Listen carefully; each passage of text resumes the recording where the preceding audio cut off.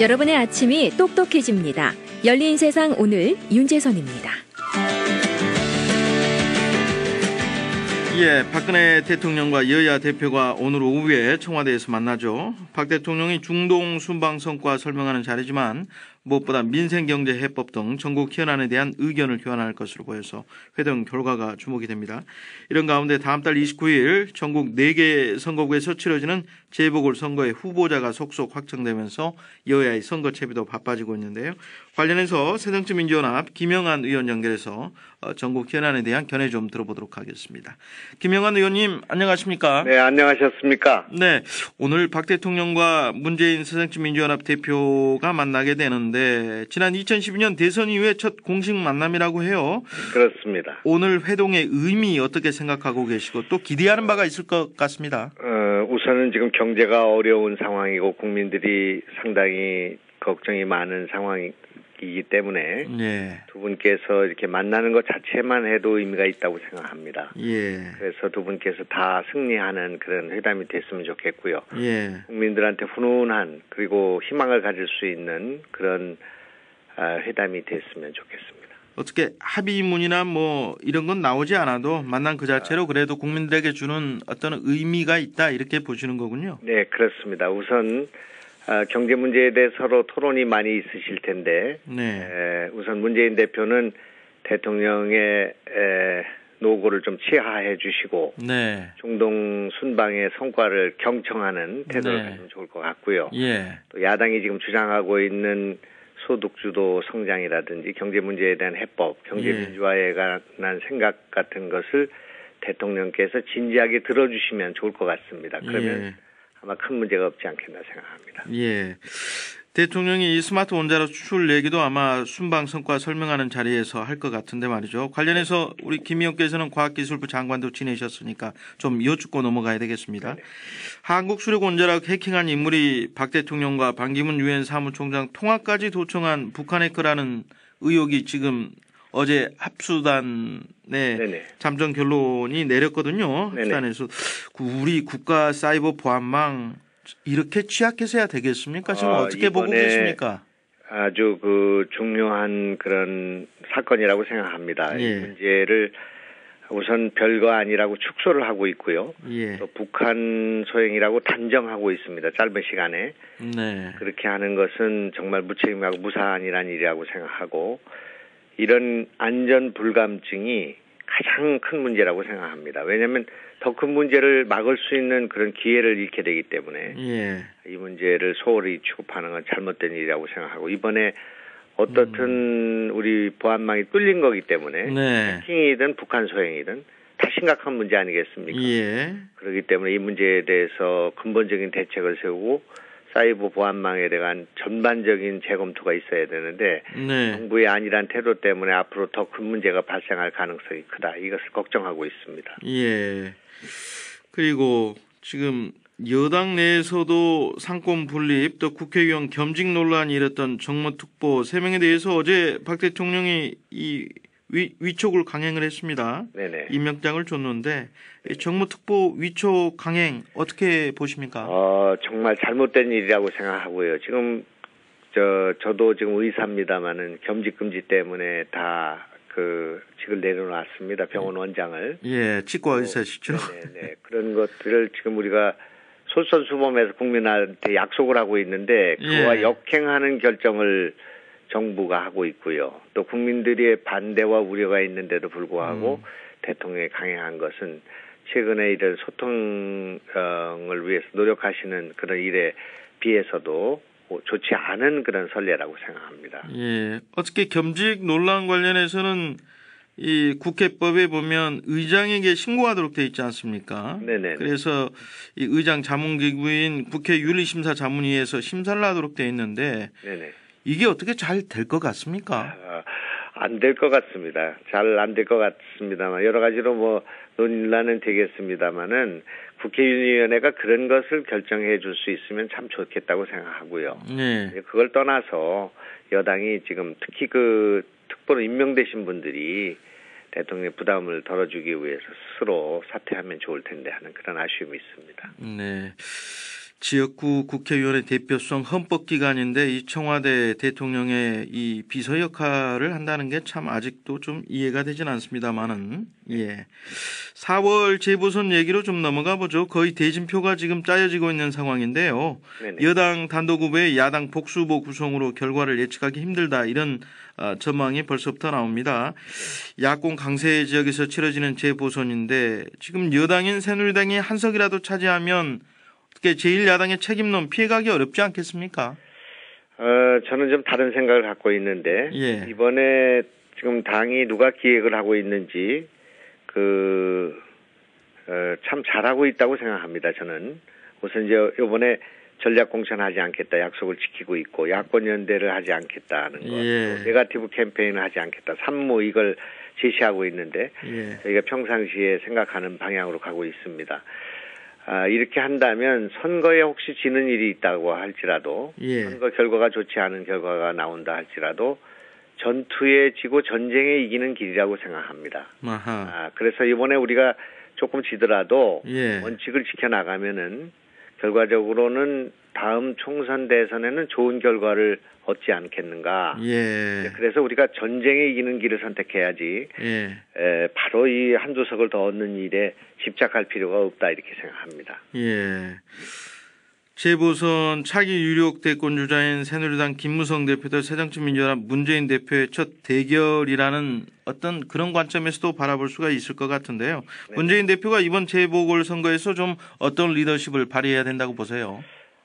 지금까지는 원칙, 전당대회에서 얘기해왔던 공천에 개입하지 않고 전략 공천하지 않겠다는 원칙이 있지 않습니까? 네. 거기서 더 나가서 이 네거티브 캠페인 하지 않겠다 하는 것은 현실적으로는 이제 선거가 진행되면은 야당으로서는 그렇게 하기가 쉽지는 않을 것입니다. 네. 그러나 의지는 높이 평가해주고 싶고요. 예.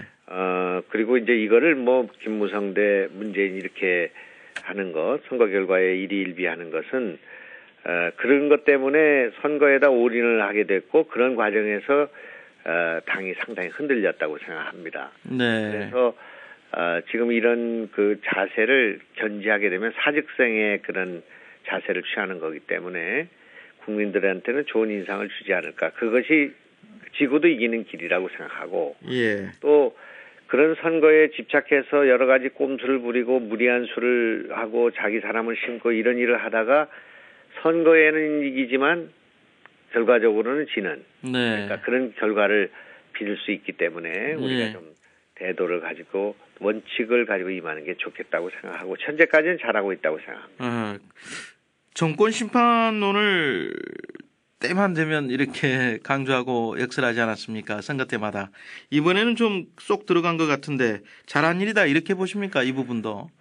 지금 이제 국민들은 이 현 정부에 대한 심판을 상당히 정확하게 내리고 있다고 생각합니다. 네. 또 이제 대통령이 또 좀 성과를 얻고 소통을 강화하면은 지지율을 좀 올려주는 그런 성향도 있고요. 그렇기 때문에 정권 심판론을 우리가 제시해서 그거에만 올인하기보다는 야당이기 때문에 정권 심판해야 됩니다. 또 정권에 대한 견제, 비판, 이게 필요한데요.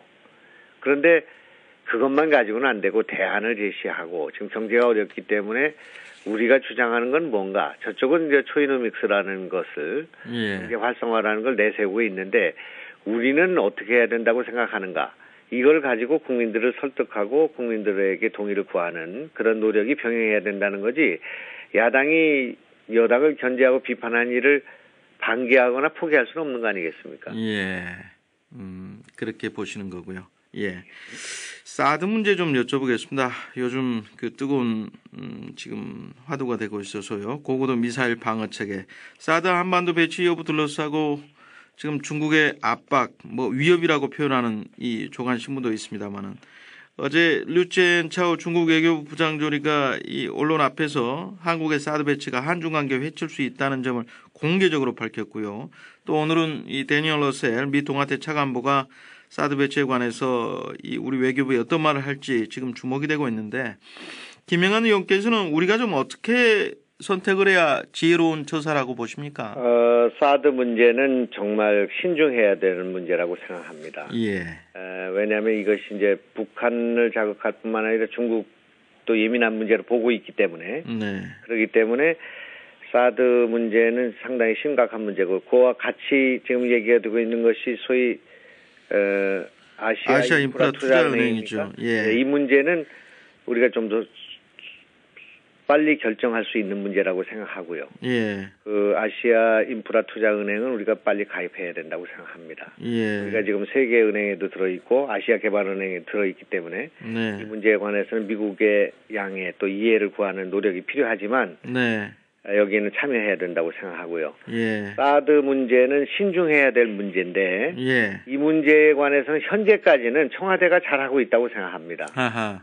청와대가 지금 이제 그 쓰리무브라고 합니까? 예. 요청도 협의도 그리고 예, 결정한 거 없다. 그렇기 때문에 예, 상당히 신중한 모드를 가고 있는데 그건 잘하고 있는 일이라고 생각하고요. 네. 다만 그 여당이 나서서 이 사드 문제를 의총에서 논의하겠다든지 공론화하는 거 예. 이거는 국익에 도움이 되지 않는 일이고 예. 도대체 새누리당과 유승민 대표는 누구를 위한 정당이고 뭐를 위한 논의인가 하는 것을 묻지 않을 수 없는 그런 문제라고 생각합니다. 예. 그래서 이 사드 문제는 정말 신중해야 되고 이거는 외교 문제도 있지만 남북 관계도 있는 문제이기 때문에 네. 청와대가 취하는 그런 신중한 자세는 지금으로선 지지하고 또 이제 서먼 차관 미국에 와가지고 그것을 구체적으로 요청하게 될 경우에는 네. 우리가 미국에게 여러 가지를 좀 설득하고 시간을 갖고 또 웬만하면은 우리가 이걸 배제하지 않고 예. 해결할 수 있는 방안이 없는가를 검토해야 된다고 생각합니다. 저는 예. 반대합니다. 예. 제 단견일지 모르겠습니다만 사드라는 게 어차피 이게 중국을 겨냥한 방어 체계라고 본다면 말이죠.